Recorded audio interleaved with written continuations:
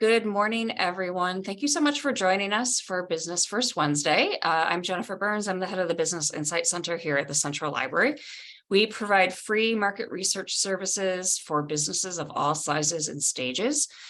We can also connect you with our community partners, help you identify financing opportunities, and more. All of our services are free and confidential.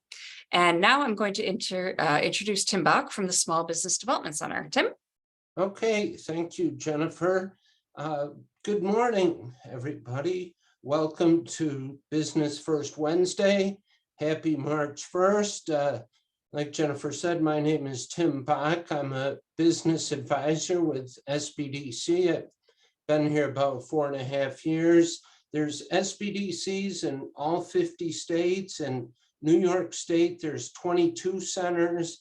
About half down by New York City, the other half spread through the rest of the state. We're affiliated with SUNY Brockport, and we're located at the REOC Brockport Downtown Building at 161 Chestnut. And we provide management and technical assistance to startup and existing small businesses throughout Monroe and surrounding counties. Best way to make an appointment with one of our advisors is our website, www.nysbdc.org. That's www.nysbdc.org. Then click on Make an Appointment in the upper right corner. So today, I have the privilege of introducing you to our new regional director, Lindsay Ward, who would like to say a few words before our presentation. Good morning, everybody. As Tim said, my name is Lindsay Ward. I am the new interim regional director for SBDC at SUNY Brockport. I'm very excited to take on this role. I have an amazing team of business advisors that are ready to go to help our community. One thing I do want to share going forward, we will be utilizing our social media platforms to communicate upcoming seminars, networking events. So feel free to utilize, it's going to be Rochester SBDC. So far we are on Facebook, LinkedIn, and Twitter. So feel free to connect so you can stay on top of all the amazing things we'll be doing going forward. All right, Tim, I'll throw it back to you.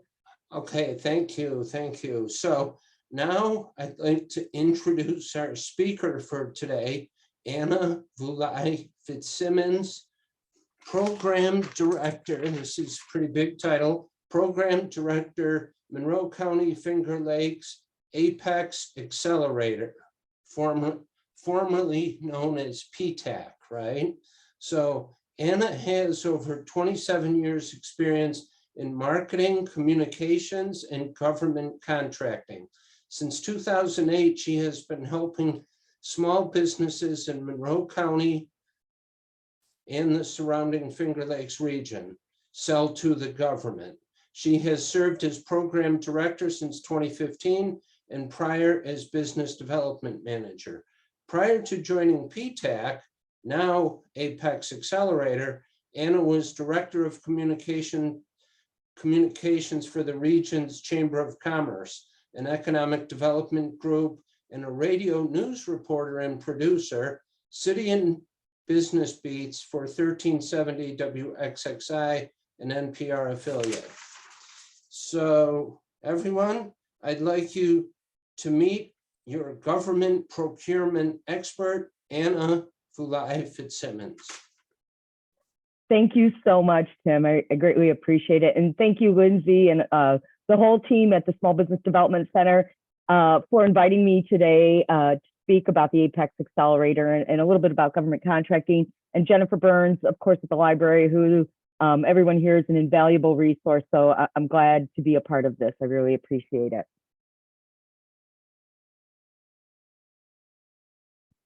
So I'm going to go over the topics of discussion today.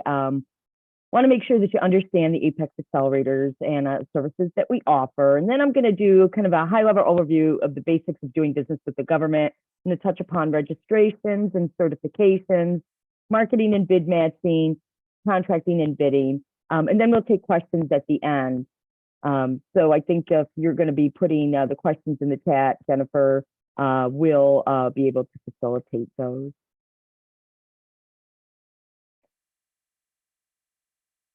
So the mission of the Apex Accelerator program is to serve as the access for existing and new business to strengthen the defense industrial base by accelerating innovation, fostering ingenuity, and really just establishing a resilient and diverse supply chain. Our vision is a diverse and resilient domestic industrial base that can deliver preeminent solutions to the military and other government users. And a little bit about the program.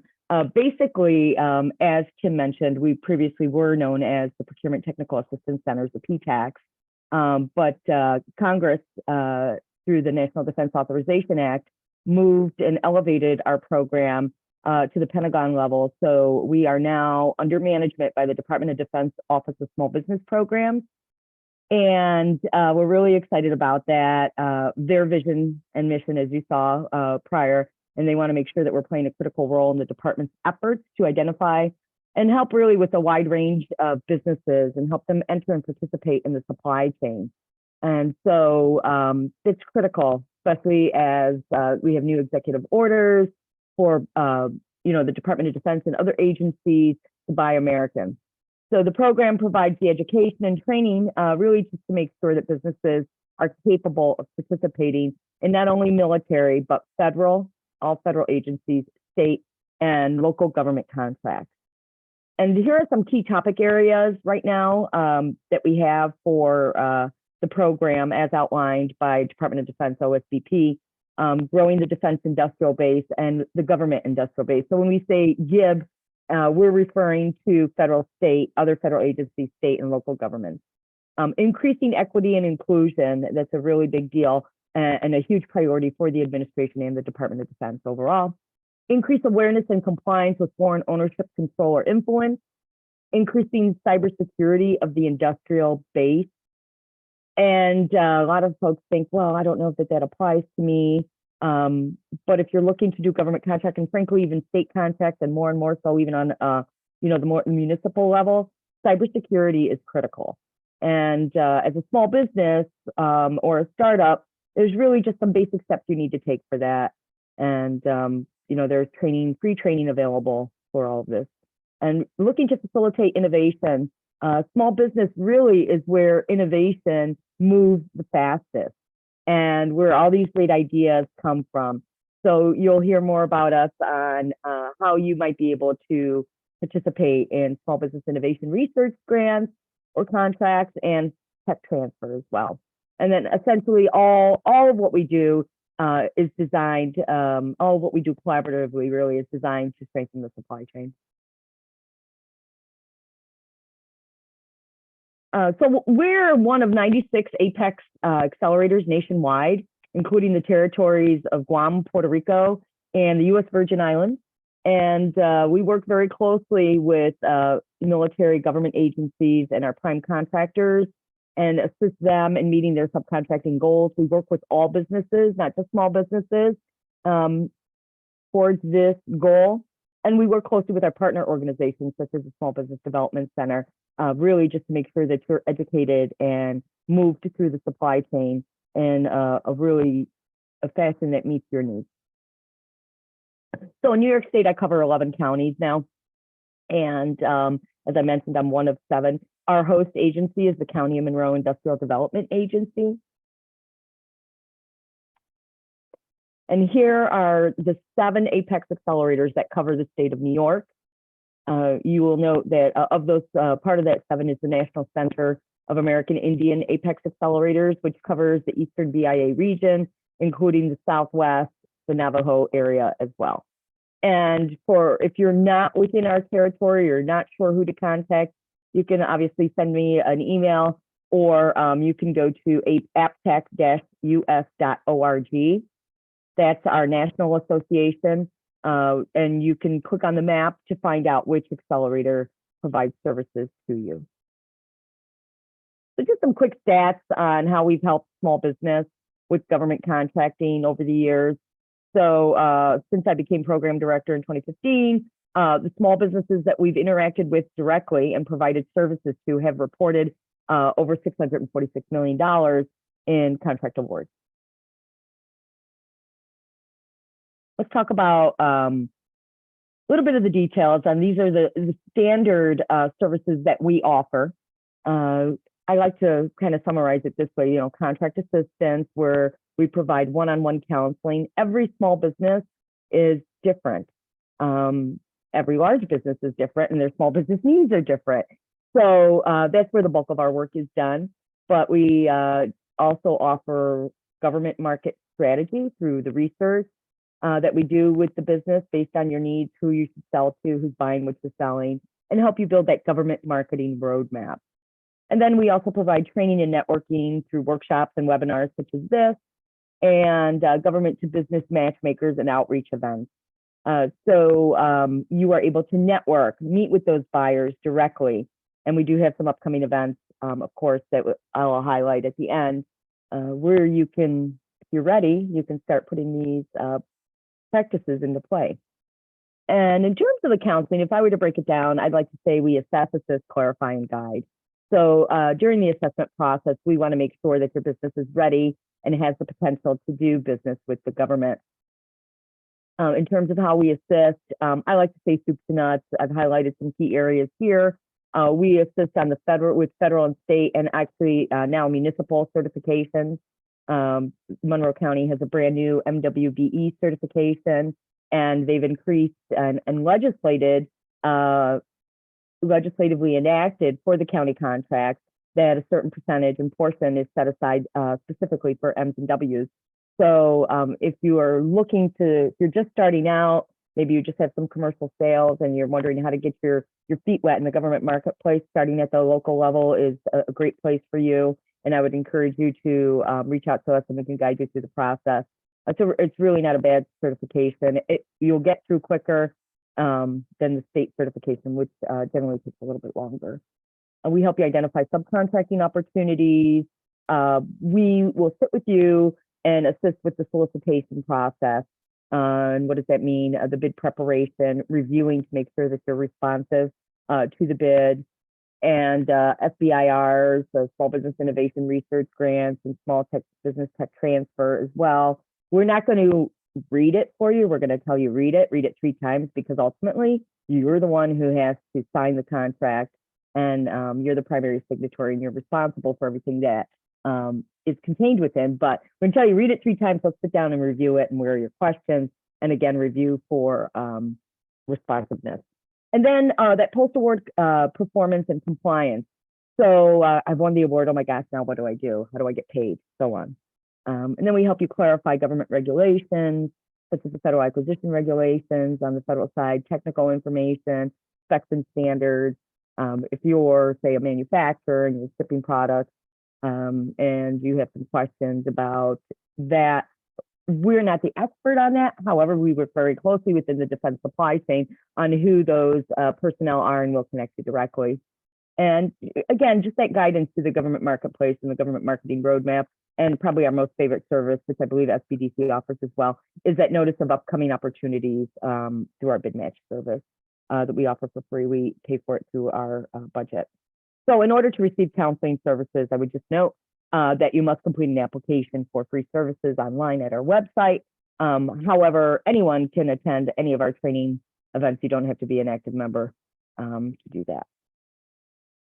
Okay, and a quick outline on how we assist large prime contractors in terms of helping them with their subcontracting plans and helping them identify small business subcontractors.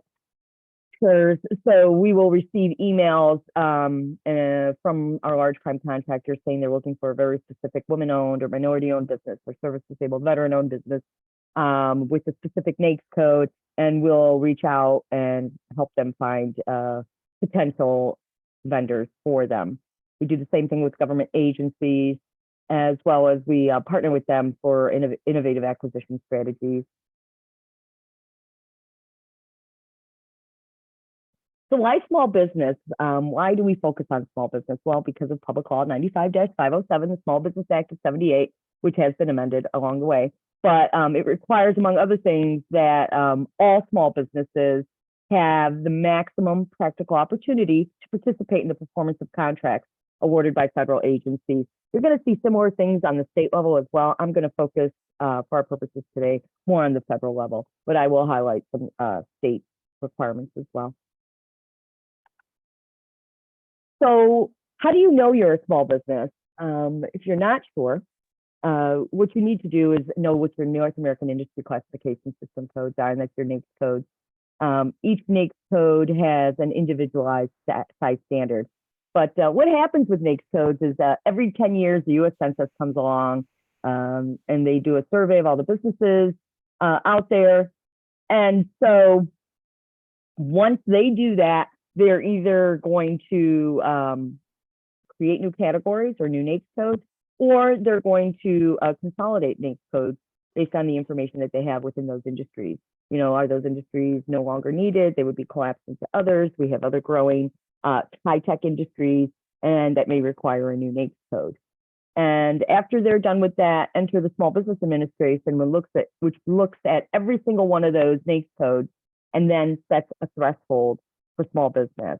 And in general, what I would say is that for manufacturers, they're going to set that standard by number of employees, whereas for the service industry, it's going to be your average annual receipt. And so, you know, it's totally different than New York State in terms of the size standards for a small business. And frankly, for the federal government, you could be large in one NAICS code and you could be small in another NAICS code. It all depends on which contract you're submitting a proposal for. And those contracts do have an indication of what NAICS codes they're being let under. So that would define which NAICS code that you are using. And with New York State, I will point out the difference is that you have to have 100 or less employees unless you're certified MWBE or service disabled veteran owned business, and then you could have up to 300 employees. All right, let's talk a little bit and take a quick peek under the hood for federal New York State contracting goals. Current goals for small disadvantaged business within the federal government have recently been increased through executive order by President Biden, which is great. It's currently at 12% for small disadvantaged businesses, which includes minority-owned businesses. And that is scheduled to increase next year to 15%. Overall, the average threshold for small business contracts that an agency is to set aside, these are for primary contracts, is 23%. Okay, and then within that 23%, you can see it's broken down further into historically underutilized business zones, onto service disabled veteran-owned small businesses, and to women-owned small businesses.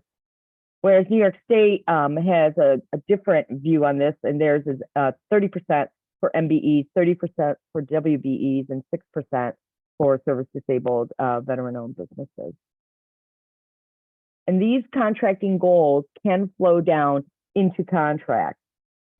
So more and more, you're going to see flow downs into from the large federal prime contractors into their lower tiers, because now they can count those lower tier subcontracting goals towards their subcontracting plan. This is an eye chart, right? So what I wanted to achieve here is just point out the different types of registrations and certifications. And most importantly, to point out that registrations and certifications are not the same thing. In terms of registrations, most of them are mandated by law in order to do business with the government. If we're talking on the federal side, System for Award Management, lovingly known as SAM, is a mandatory registration before you can submit any bid directly to the federal government. And if you're even doing grants through the SBA, you have to be registered in SAM and have a UEI. The federal government no longer uses DUNS numbers. You don't need to have a DUNS number to be in SAM, but you do have to go through the verification process and then the registration process where necessary. With New York State, they have their own vendor registration processes, and that's the New York State Contract Reporter. And primes and agencies may have their own individual vendor registrations. So certifications really are optional. They're governed by law and they're based on qualifications. And if you see that 51% there at the bottom, across the board, whether you're looking to get certified as a federal or state or local, do a local certification, you must establish and demonstrate 51% ownership and substantial control of the business. It's critical. They've really closed the loopholes on pass-throughs. It doesn't exist anymore. So they're really taking a deep look under the hood of your business structure. So that's why it's critical when you're working, especially with the SBDCs, the SBA, with SCORE, with the library, that you're setting up your business accordingly. You're thinking about how you want it set up. You know, if you have partners and you've decided, well, we want to make this a woman-owned small business. And by the way, happy International Women's Month. If you want to establish your business as a small business, you really have to make sure that minimally you're 51% owner, but that's not enough. You have to demonstrate that you have the background within the industry that you're setting this business up in, that you have a good financial framework and so on and so forth. So the SBA essentially runs the majority of the federal certifications. There's the 8A 9-year partnership program. It's a certification for economically and socially disadvantaged businesses. This isn't a certification that you're going to do right out the gate. Okay, I just started doing business with the government. This is for businesses that are scaling up, okay, and ready for growth. That's what it's designed for. You can only do the certification once. So that's why I throw that short word of caution in there. There's the historically underutilized business zone certification. And that one essentially is based on designated census tracts and additionally where your businesses are located. There's the economically disadvantaged and woman-owned small business certification, as well as now the Small Business Administration has taken ownership of the Service Disabled Veteran-Owned Small Business Certification from the Veterans Administration. And then there's also on the federal side, the Department of Transportation has the Disadvantaged Business Enterprise. There's a lot of confusion on that because it is administered at the state level, and every state has their own DOT, DBE certification. However, it is clearly a federal certification, and you can currently still self-certify in SAM. New York State has their MWBE certification as well, which is run through New York, the Empire State Development Division, and then Office of General Services administers the Service Disabled Veteran-Owned Small Business Certification. And I did mention earlier that Monroe County is now 1 year into administering its Minority and Business Enterprise and Women's Business Enterprise, thanks to County Executive Adam Bello, who was able to get this legislatively enacted for small businesses. And at the 1 year mark, I believe now they have 200 businesses certified to do business with Monroe County and meet those subcontracting goals. But I believe also Buffalo and Erie County have a certification as well as Syracuse. Okay, are you ready to do business with the government? This is a really good question. And I like this little chart because I want you to think a little bit about where you're at and what you need to do to prepare. Because frankly, one of the worst things you can do is win a government contract and not be able to perform. Excuse me.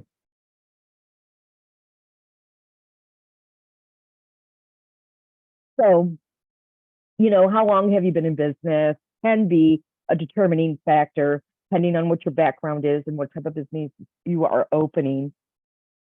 Do you have the resources or personnel to pursue government contracts? What do we mean by that? So I'm in construction. I want to bid on and I'm just starting out, I want to bid on a contract that's going to require me to have a much larger fleet of vehicles, perhaps construction vehicles, you know, so you got to keep those things in mind. Do you have established past performance? And you're going to say, well, geez, Anna, I haven't done government contracting yet.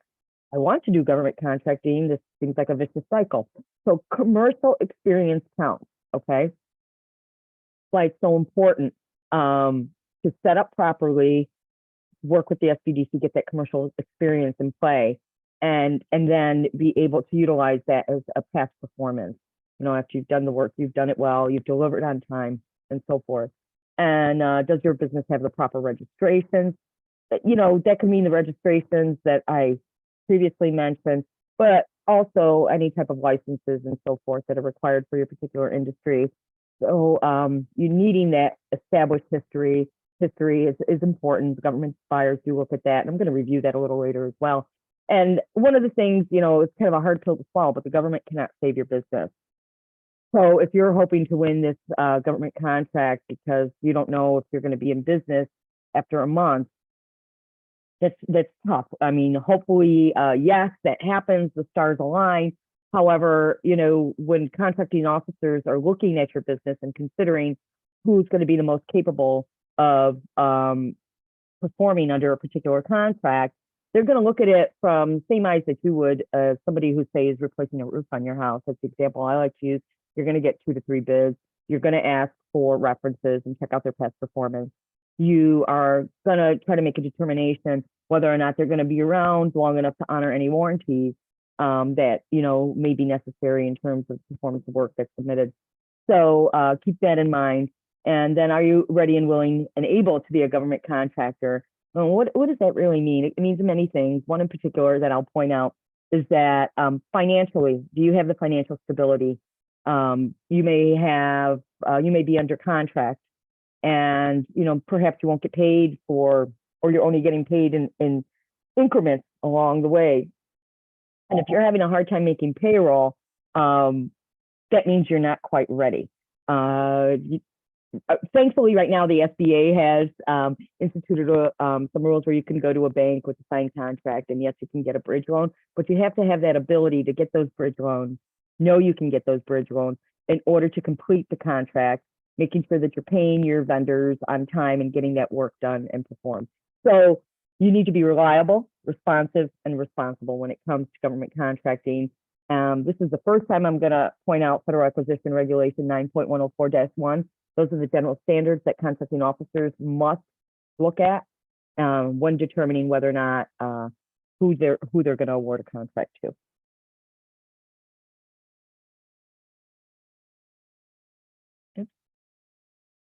There we go. So a little bit more about this mandatory registration on the federal side, and that is the System 4 award management.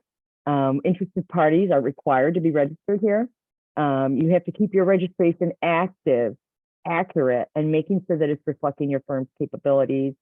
This is a free registration. I can't tell you how many people have called me and said, you know, I just paid $600. It's like, no, you're at the wrong site. There are plenty of third parties out there that offer to do the registration for you. And once you're in there, unfortunately, it does get somewhat data mined. They don't see all your information, but you'll begin to receive emails saying, hey, it's from samgov.com. So be careful. Make sure it's always sam.gov, and it is free. And we help people through these all the time. I think Amber Stevens from my team, she's our senior procurement counselor, is on.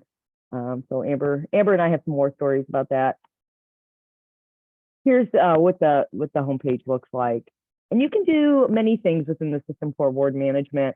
This has been a loving work in progress, really, that has been undertaken by General Services Administration, which is the Department of the Federal Government, where they've consolidated multiple government portals and websites for the basic interest of having users have one login and one user interface for these multiple systems and not having to go to several different ones at the same time.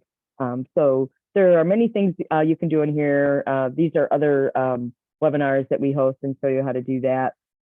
So contract opportunities are listed there. And of course, your entity information, that's where you need to register. And that goes for entities wishing to do business with the government, disaster response registry, any type of SBA loans or programs that you're participating in, say, you know, all the PPP loans and all that.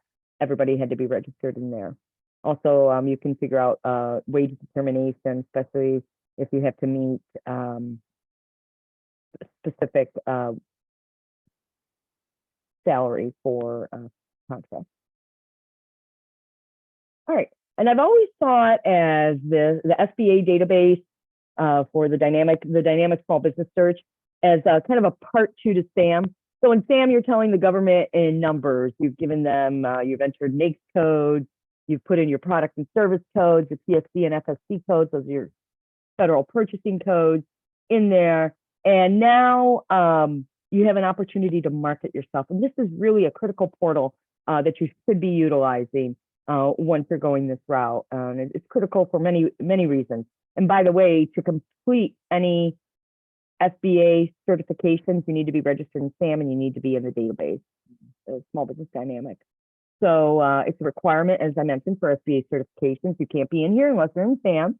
It's a marketing tool for your firm. You can search your competitors in the Dynamic. You can look for other potential partners that you might want to team with. Right now, small businesses are highly encouraged to team together. You know, I may be offering some sort of security system product, and then I may want to team with another small business that does the installation, because the government is more and more bundling contracts to expedite things quicker. So there are a couple ways to get to this system. You can go through the general login system to access the dynamic small business search, or through SAM. And I also wanted to point out certified.sba.gov, which is a new portal for some of the SBA certifications, as well as the Mentor Protege program.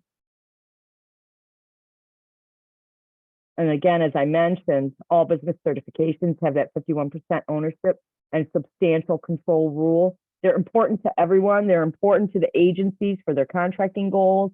They're important to the prime contractor. And so we use prime contractor in many different ways in government contracting, 2 different ways, I should say. So you can be a prime contractor if you're the primary signatory on a contract.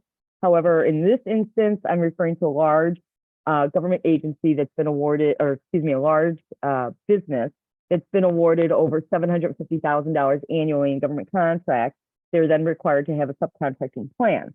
So those prime contractor subcontracting goals, those certifications are important to them. And again, small businesses seeking to do business with primes and agencies, it can help you as a marketing tool and so forth. And then that teaming and partnership create maybe even a joint venture with the SCBs, AA, HubZone, etc. Okay. So that was a lot. This is a lot to unpack today. So we don't expect anyone to remember this.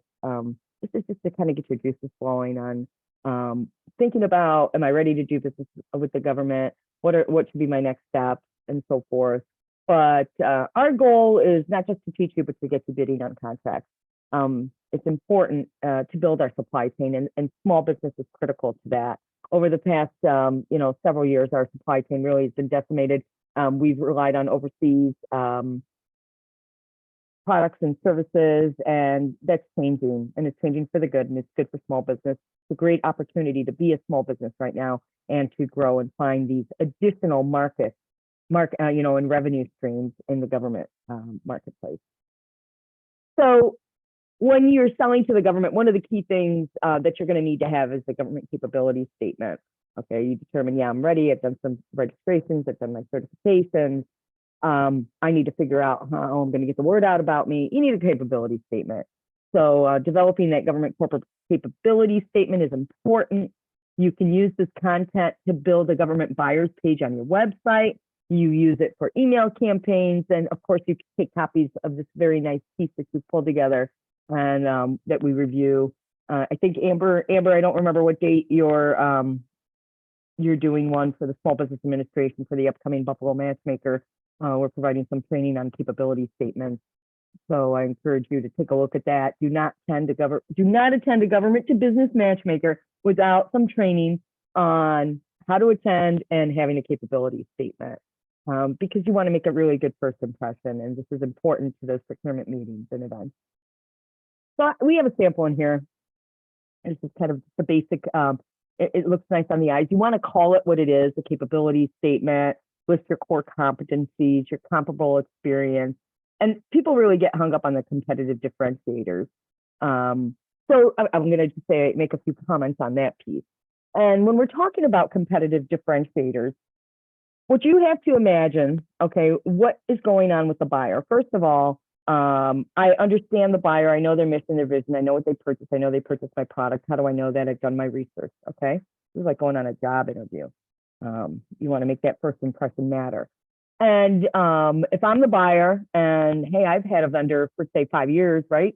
And within those 5 years, they've done a fabulous job. Their product's spot on or their service is perfect. They perform or deliver on time. Why would I want to get rid of them? So you really have to figure out your niche. What is it that you do better than your competition? Maybe you have the newest widget, or you're offering a brand new service that saves time. Maybe you're saving them and saving time. Maybe you're saving money. So you have to start to think in those terms, okay? Otherwise, our motto is patience and perseverance. Government contracting is the long game. It's not something that happens overnight. We typically say that once a person really starts and is ready to start government contracting, it takes about a year to a year and a half to land their first contract. However, you know, we hope it doesn't take you that long. And sometimes the stars align and within 3 months, people are winning government contracts. And yes, it does come with a lot of headaches when you're not prepared. So thinking about a tactical marketing plan, and that's one of the other things we're going to help you with. You know, that's the research, the government spending and the contract history. So you can understand who's been selling to the government and how to communicate with those target agencies and prime contractors to make sure that you're marketing yourself. Networking, as I mentioned, is critical. And then bidding on the opportunities that fit your capabilities. Essentially, you know, here you are, you've jumped through all these hoops to get ready for government contracting. You've done your registrations, you've done your applicable certifications, you've put together your materials, you've got your internal team ready to go. And now, where are you? You're putting your sales cap on, because now it's a matter of how you can outsell your competition. That's what it kind of boils down to. So when we do the research with you, we're going to help you define who bought, who sold, who's buying, and then helping you find those contacts within the applicable agencies or prime contractors. And one of the things that's been a real benefit of the move from the PTAX and the rebranding to the DoD OSBP office is that DoD has the ability to mandate agencies as well as large prime contractors to work directly with us. And you're going to see more and more in that happening in the future. So we're excited about that and bringing that to you, small business, so you can interact more intensely with them.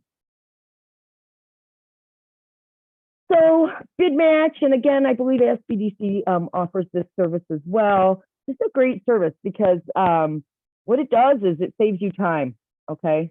We would take keywords from you, the client, we plug it into our system. You begin to get daily email notifications. So the goal is to save you time and effort in this whole process that we have. You can report awards here. You can register for events through this portal. You can play around and do an archive search as well. There's a lot you can do in here. And once you are an active client of ours and you're ready to sell to the government, typically you're registered in SAM, we're going to make sure that you get registered and utilizing our bid match service. All right, I had mentioned that I'm just going to highlight again FAR Part 9 104-1, the general standards, because this dictates to a contracting officer what they have to look for in a buyer. And the language is to be determined responsible. A prospective contractor must have adequate financial resources, be able to comply with the required or proposed delivery or performance. So this isn't stuff we're making up, it's literally written into law. Have that satisfactory performance record, have integrity and business ethics, and then the necessary organizational experience, okay? Have your accounting system set up, any operating controls that are required. Have those technical skills on staff and the ability to maintain them. if you're producing anything, control procedures, property controls, quality assurance measures as it matters to your industry, and any applicable safety programs required.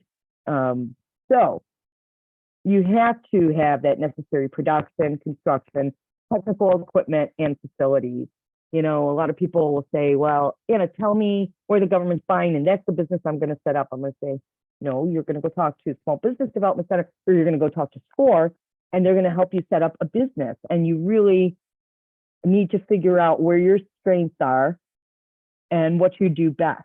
Okay. Then make sure that you get your business set up properly. One of the biggest hiccups in getting people registered in System for Award Management, and I know this is going to seem like a squirrel moment, but it's relevant to what we're talking about right now, is that they don't have their paperwork in order. The government is asking for you to prove a few specific things, and you have to have your original documentation in order. And it's critical that you do.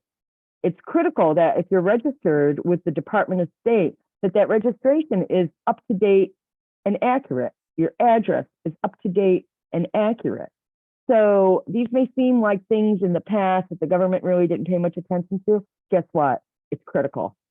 They're using that information, and you won't get through the system without it being accurate.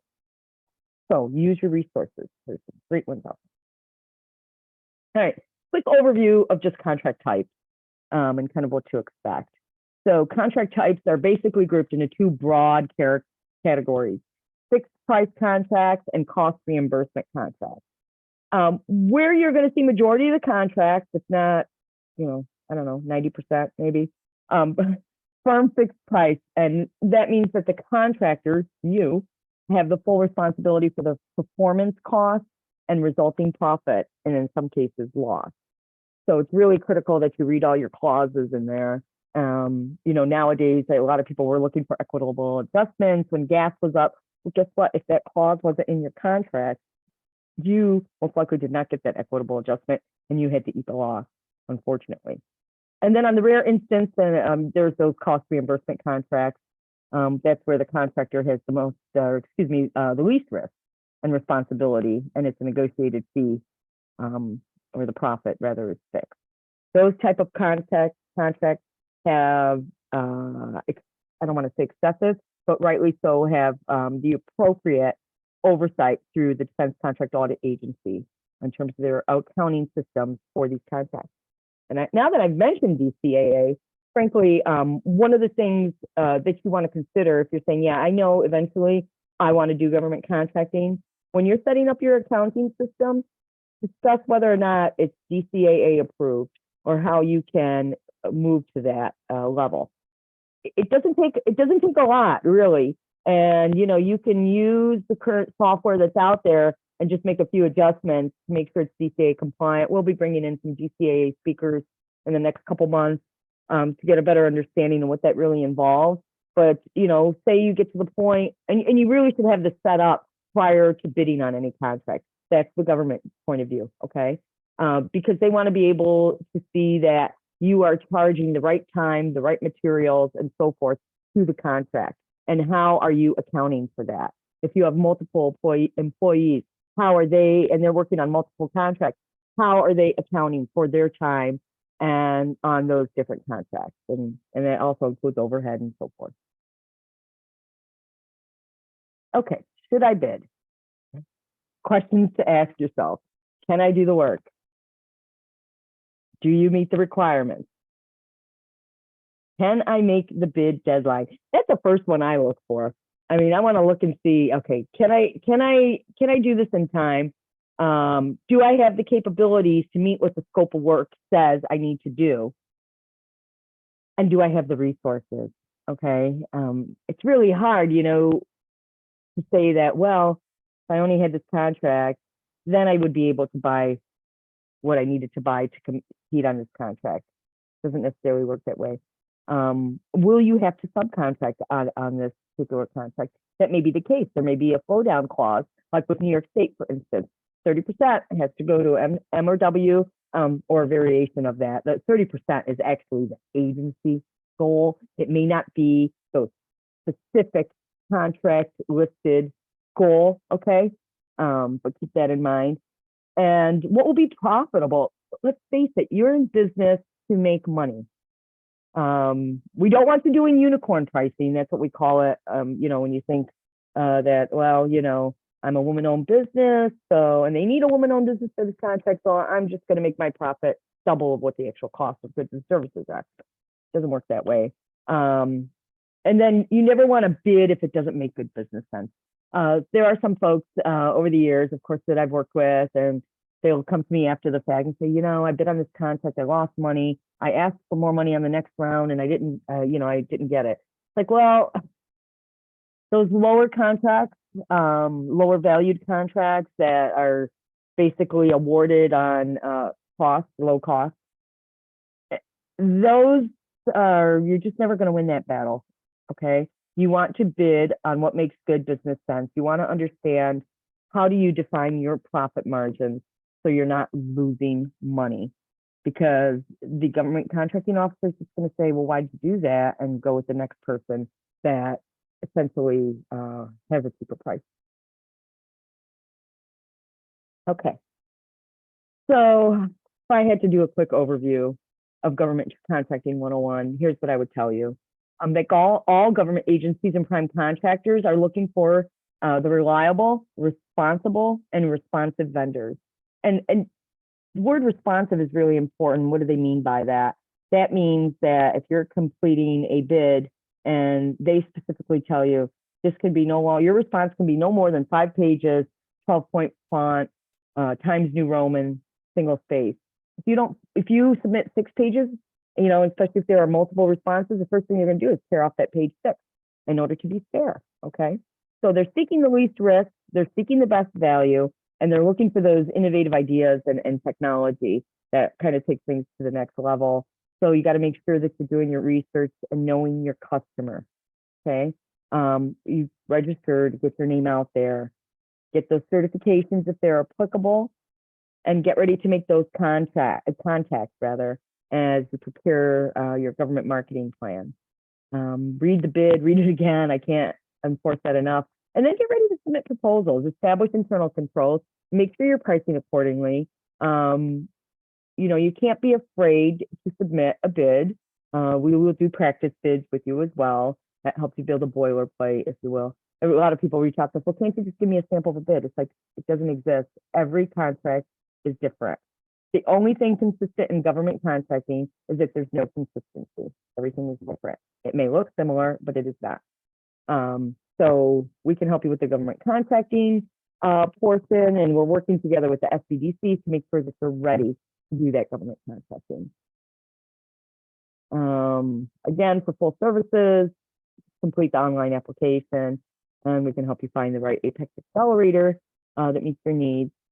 Some upcoming events that I mentioned, for anybody that's interested in small business innovation research and learning more about that, the Air Force Collider Day, it's a virtual and live event, so you don't have to be there in person. This is actually taking place in Ohio at Wright-Patterson Air Force Base.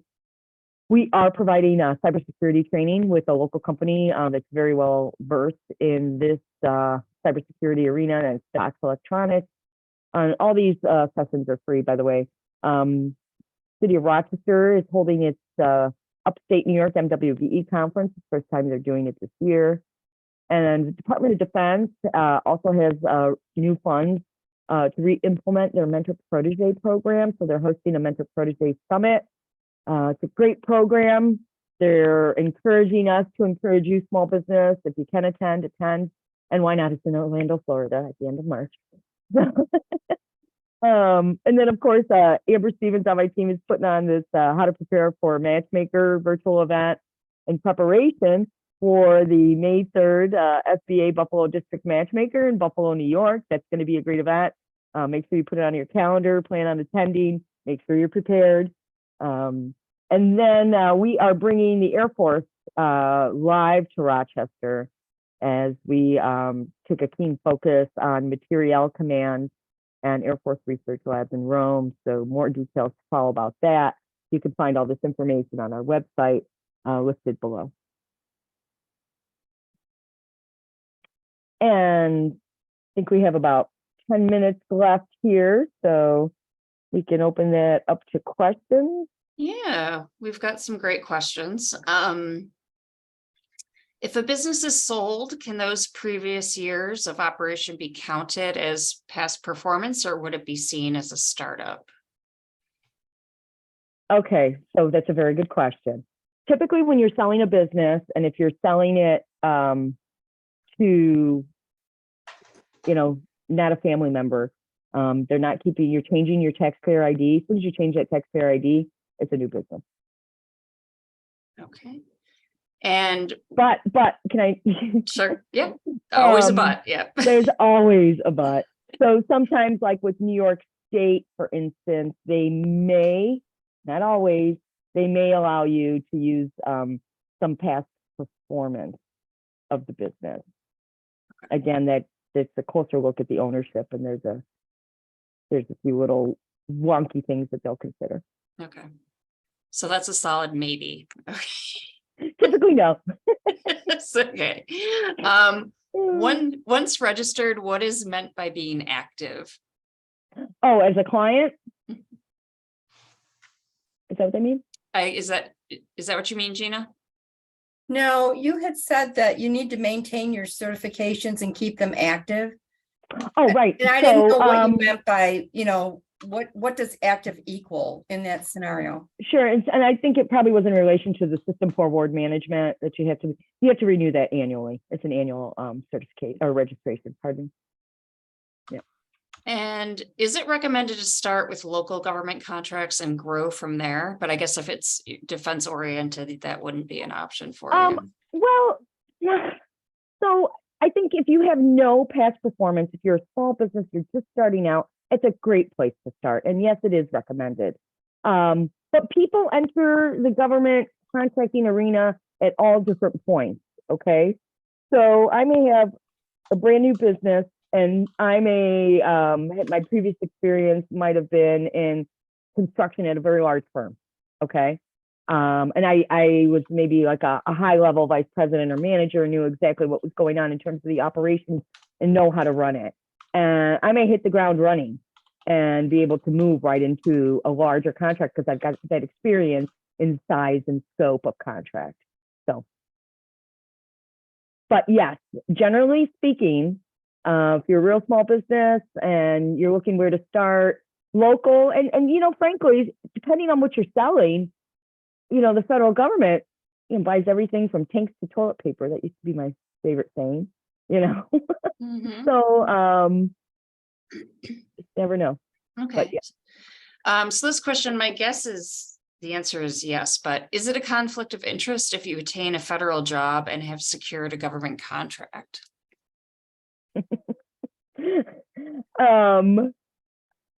Yeah, they typically frown upon you having a job and then doing a side job.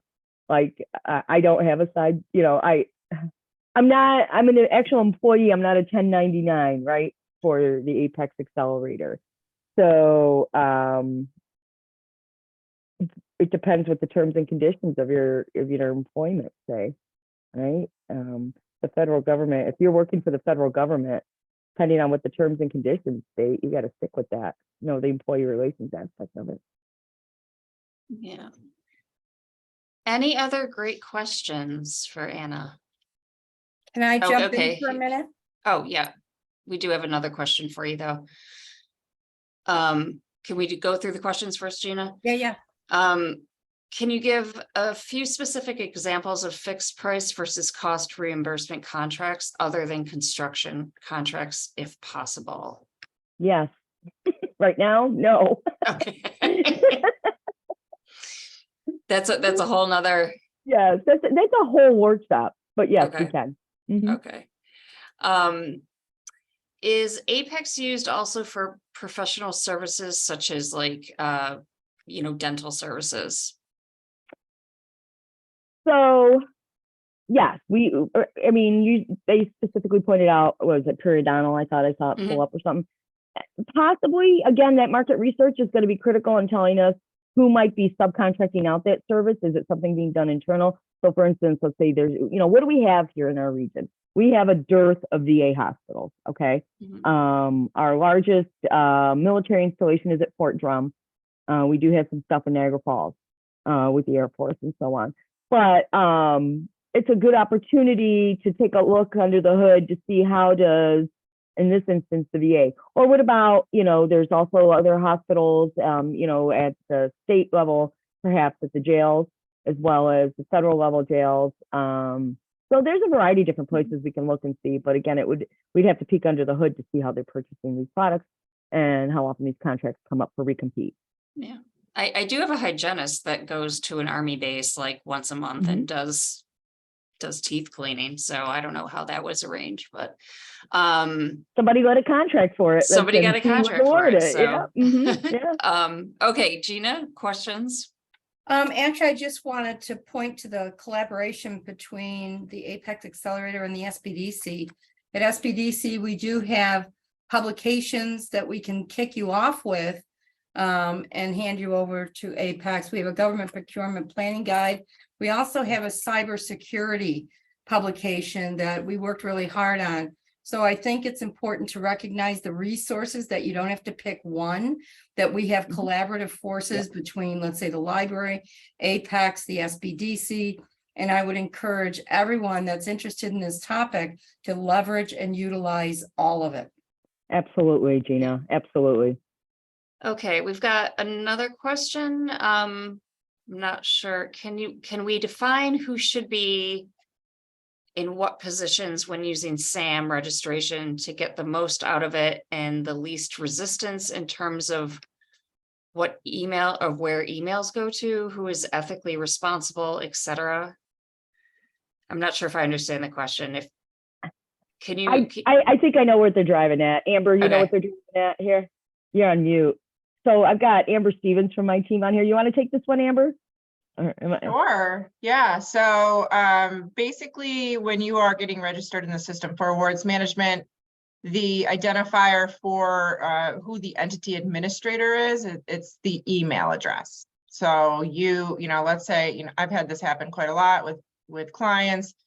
They, have a registration, however, it has lapsed and it's no longer active, but they've since changed their email address and cannot get into the system with their new email. And so the problem lies with not being able to access that individual user account that holds the role of entity administrator. So it's important to recognize that the identifier here is the email address. And that's for the entity administrator role. And then beyond that, when you are actually in your SAM registration and you're on the points of contact page, that's where it's vital that you have the right individuals listed as your electronic business point of contact, for instance, is one of them. And that one is going to matter down the road when it comes time to do invoicing in IRAPT or wide area workflow, for instance. The e-business point of contact is the individual who is going to be given access to that portal as a representative of your business and to be able to do the invoicing. So that's one example of how it's very important that you pay close attention to who you assign roles to and the email addresses that you're using when you are completing your SAM registration and reactivating it on an annual basis. Cool. Thanks, Amber. There's a part 2 to this. What is your view on setup in terms of positions we place everyone in on SAM? Well, let me make a comment at first. First of all, SAM contains your financial data, okay? So that's the first thing you want to think about when setting up your SAM account. You're establishing an electronic funds transfer between your business and the federal government. So you want to be very careful and thoughtful about the individual that's going to have full control over this registration. I mean, it's real simple if you're, a small business and, there's 2 of you, right? But as the business grows and you may have office staff, you want to consider the longevity of the individual who has control of this. But you do have the opportunity as the owner to be listed as the primary and then with secondaries as well. So it avoids some of these major problems that Amber and I see, When they don't know what to do with them, they send them to the Apex Accelerator. They get stuck, you know? I will Um, just quickly add to that, that it's not impossible to update your entity administrator role. There's a process for it. It includes completing a notarized letter and that kind of thing. And so it's possible, just as going to add to the length of time that it takes to get it reactivated or established in the first place. Any questions, just let us know. We've been doing these for quite a long time and know it like the back of our hands, so. But Okay. beyond that, I'm not sure, like regarding, you know, the rules and responsibilities, it's just something that you need to be strategic about, I think, as owners of businesses. And another thought that comes to mind is be mindful of, if you are, let's say, a woman-owned small business and you want to get your SAM registration reactivated, then you need to make sure that you have access to that as the majority owner as well, because when you go into the SBA's portal to complete your application for the woman-owned small business certification, that's going to matter for that as well. So it's all tied together, especially on the federal side of things. Great point. Any other questions? This is a lot to take in, I know, and we will be sending out the PowerPoint to you later. And you can review it. And again, it'll be on our YouTube channel. If you want to watch it again, probably a good idea, because again, this is a lot of information imparted to you guys today. Our next program is going to be on branding, I believe. And we hope you can join us for that. So marketing and branding. It's going to be a great program with Suzanne Rodriguez from My Brand Framework. So last call. Okay. Thank you for having us. All right. Thanks, guys. Thank you so much. Great All right. Have a great day, everybody. Thank you, Bye-bye. Anna.